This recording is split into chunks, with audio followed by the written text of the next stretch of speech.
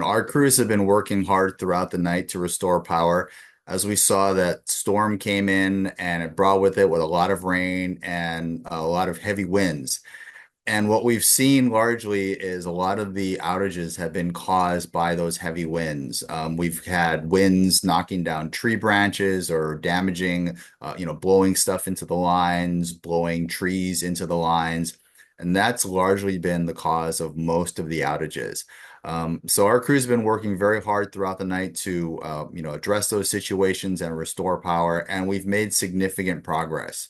So as of about 6:30 this morning, we had approximately 9,000, 9 to 10,000 customers out across Oahu, Maui County, and Hawaii Island.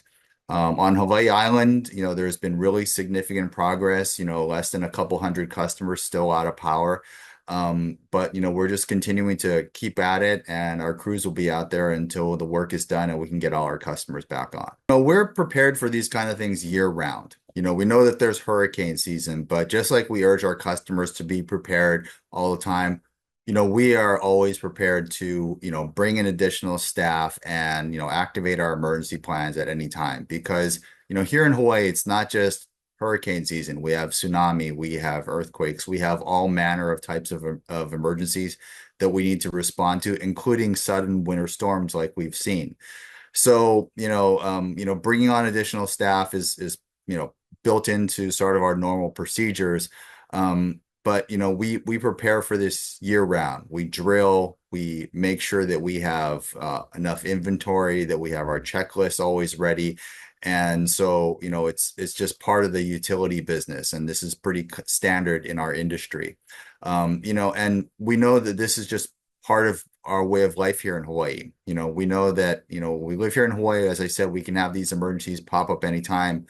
So it's always a good idea to make sure that you yourself are prepared at your home or your business, that you have your emergency kit, that you've got your emergency procedures ready.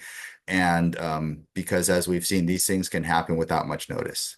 We have seen that the number of customers affected by these outages has really gone up and down, over the last day or so, as the weather continues to impact us. So, we've made progress in some areas, and sometimes the weather will move on and cause an outage in another area. So, it has caused the number of customers affected to fluctuate up and down, but we're going to keep at it and continue to, just make progress there. And, I guess the last thing is we really appreciate our customers' patience and their understanding and their support. Our crews are out there trying to get the job done, but also make sure it's done safely. Now that the sun is coming up, we're hopeful of making more progress. One of the challenges of working overnight is the limited visibility.